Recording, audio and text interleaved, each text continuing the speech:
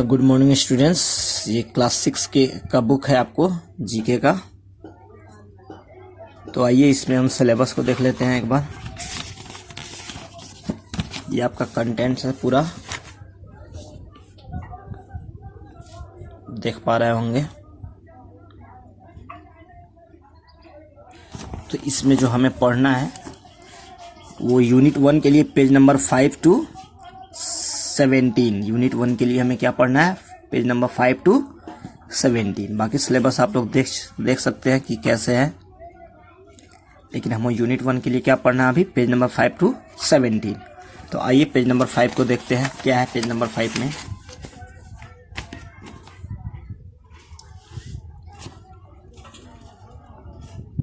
Out of the box के अंदर है 3R यानी कि रिड्यूस, रीयूज एंड रिसाइकिल।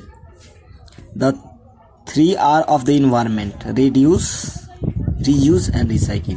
देखिए आज के डेट में ये जो 3R है वो काफ़ी इम्पोर्टेंट है आपकी लाइफ में। ह्यूमन के लिए बहुत ही ज़रूरी है इस चीज़ को अपनाना, इस प्रोसेस को फॉलो करना। Everyone know that they should recycle their garbage। हर व्यक्ति को ये जानना चाहिए कि वो अपने जो उसका गार्बेज है, उसका जो कचरा है, यानी जो भी सामान है उसको वो रीयूज कर सकते हैं, दोबारा उसको रीयूज करते और रिसाइकल कर सके।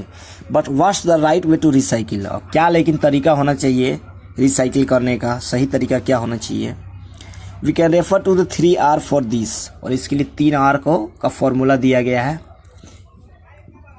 Reduce, reuse and recycle. Let's a closer look. अब आइए हम इसमें देखते हैं कि क्या है। What is reduce. रिड्यूस क्या है सबसे पहले। The best way to manage waste is to reduce the generation of waste in the first place.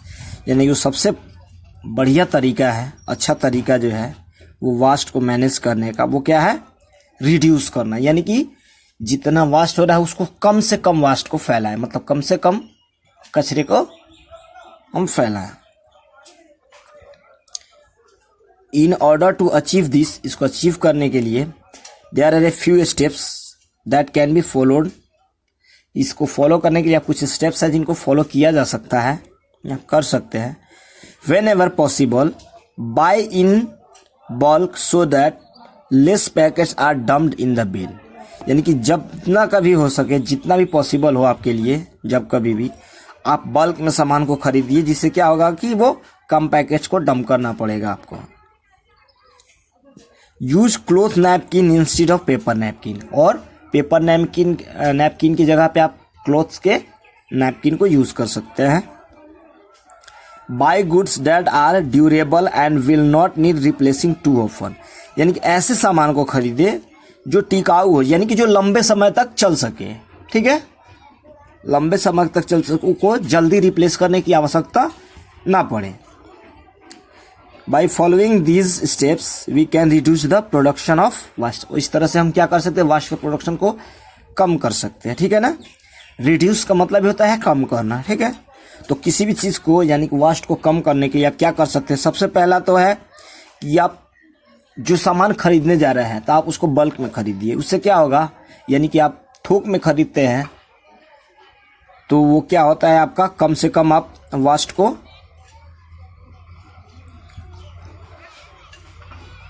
Produce कर पाते हैं। ठीक है, यानी कि आवश्यकता के अनुसार ही खरीदारी कीजिए। आप पेपर नैपकिन की जगह पे आप क्लॉथ्स के नैपकिन को यूज़ करें, क्योंकि पेपर नैपकिन आप लेते हैं तो वो एक बार में ख़त्म होता है, उसको फेंकना पड़ा। आप दो बार आप क्लॉथ्स का नैपकिन है तो उसको आप लॉन्ग समय तक यूज़ कर सकते हैं।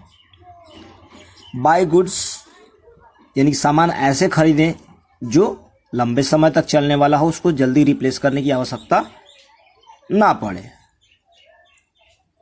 अब है रीयूज। रीयूज यानी कि नाम से पता चल रहा है कि दोबारा किसी चीज को यूज में लेना। Reuse, it is simple as it sound. It means to use something again. If you think that you are ready to dump something, stop for a second and think again. Can you reuse that? As much as possible, Try to reuse all items before you decide to dispose them. Most importantly, always try to reuse grocery bags. Always take your own bags for shopping till you feel the need to buy a new one. यानी कि जैसे कि reuse का नाम से ही पता चलता है कि किसी चीज को दोबारा यूज करना, यानी कि किसी भी चीज को आप दोबारा से यूज करते हैं तो वो रीयूज कहलाता है उस चीज का। ऐसा करने के लिए क्या है कि जब भी आप कोई चीज लेते हैं, उसको फेंकना चाहते हैं, तो सबसे पहले उसको सोचिए कि क्या हम इसको दूसरे तरीके से यूज कर सकते हैं, यानी दूसरे चीजों के लिए यूज कर सकते हैं कि नहीं। ठीक है, और उसके बाद में आप कोई स्टेप लिए, जैसे ग्रोसरी बैग है, आप उसको बार बार यूज कर सकते हैं। अगर आप शॉपिंग करने के लिए जाते हैं या कुछ खरीदने के लिए जाते हैं, मार्केट में सब्जी लेने जाते हैं, तो आप खुद के बैग्स लेके जाइए। ठीक है, जिससे पॉलीथीन आप यूज नहीं करेंगे। Similarly a use jam jar can be use to store chocolates. जैसे चीज जैम जार का यूज चॉकलेट्स को स्टोर करने के लिए किया जा सकता है। Left over food can become compost. जो खाना बच जाता है उससे आप कंपोस्ट बना सकते हैं, ये कंपोस्ट की तरह यूज कर सकते हैं। Old shirt can become a mop. और जो पुराने शर्ट है, कपड़े हैं, उनका आप मॉप की यानी कि पोछा झाड़ू लगाने के लिए आप कर सकते हैं यूज। मैगजीन्स को आप शेयर कर सकते हैं। सिमिलरली यूज जार यानी कि ये जैम जार के बोतल को आप चॉकलेट्स की तरह यूज को स्टोर करने के लिए रख सकते हैं। आप जो फूड बच जाता है उसको कंपोस्ट के लिए यूज कर सकते हैं, मतलब कंपोस्ट उससे बन सकता है, कंपोस्ट की तरह उसको यूज किया जा सकता है। आपका पुराना कपड़ा है, शर्ट वगैरह है या जो भी है, उसको आप किसी चीज़ को साफ सफाई करने के लिए या पोछा लगाने के लिए आप यूज कर सकते हैं। तो ये सब चीज़ें जो हैं वो रीयूज है, यानी कि किसी भी पुराने सामान को दोबारा आप दूसरे यूज में ले लेना। अब है recycle. What is recycle? What is recycle? Recycle is perhaps the most important of 3R। ये तीनों R का सबसे इंपॉर्टेंट पार्ट होता है रिसाइकिल। इसको follow this step here are a few recycling ideas. यानी कुछ रिसाइकिल करने के कुछ आइडियाज हैं, उसको आप देख सकते हैं। Can you start by buying recycle goods. और इसकी शुरुआत आप कैसे कर सकते हैं? वैसे चीजों को खरीदे जिसको रिसाइकिल किया जा सके।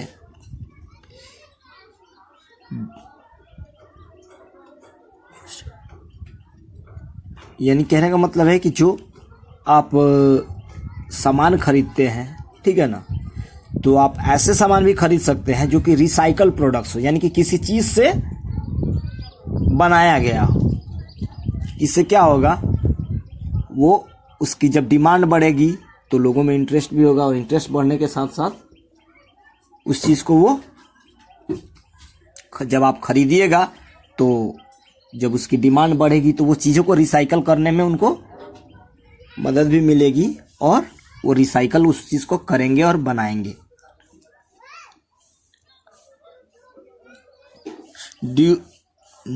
You do this by looking for recycle symbol or ask the salesman for guidance। और इसके लिए आप रिसाइकल सिंबल को यूज देख सकते हैं, यानी कि जो भी प्रोडक्ट्स आप खरीद रहे हैं उस पर आप देख सकते हैं कि ये रिसाइकल्ड है, यानी कि ये किसी चीज़ का रिसाइकिल करके बनाया गया है। या फिर आप सेल्समैन जो है उससे आप पूछ भी सकते हैं कि ये जो आप सामान खरीद रहे हैं, क्या इसको हम रिसाइकल कर सकते हैं, कि इसका रिसाइकल हो सकता है कि नहीं हो सकता है। ठीक है,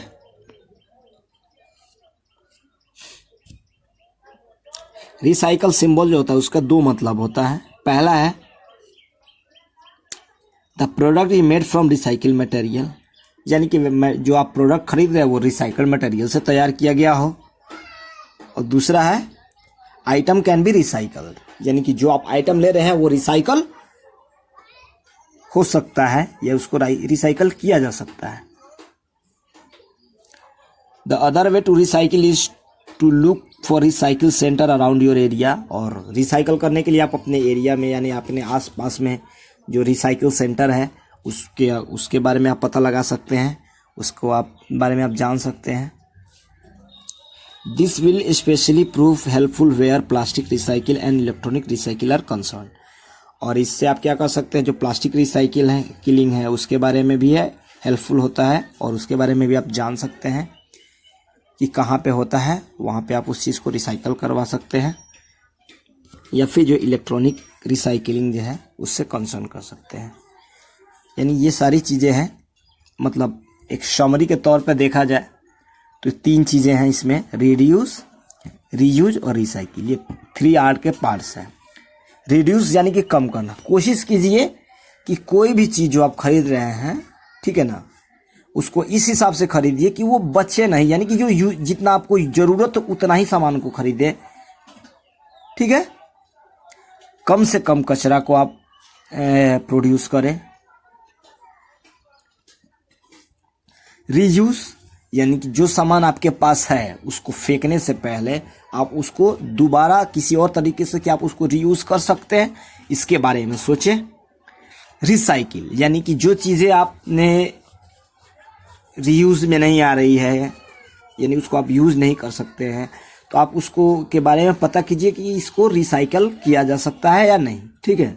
इसको रिसाइकलिंग के लिए आप 2 चीज़ देख सकते हैं, यानी उसके मार्केट को आप बढ़ावा देना चाहते हैं रिसाइकल जो आइटम्स, तो उसको आप करने के लिए 2 तरीका कर सकते हैं कि एक तो आप जो प्रोडक्ट खरीद रहे हैं वो रिसाइकल प्रोडक्ट खरीदिए, ठीक है, यानी कि वो पहले किसी चीज़ से बना हुआ हो, ठीक है ना, पुराने चीज़ से रिसाइकल करके बनाया गया हो, उस चीज़ को खरीद सकते हैं।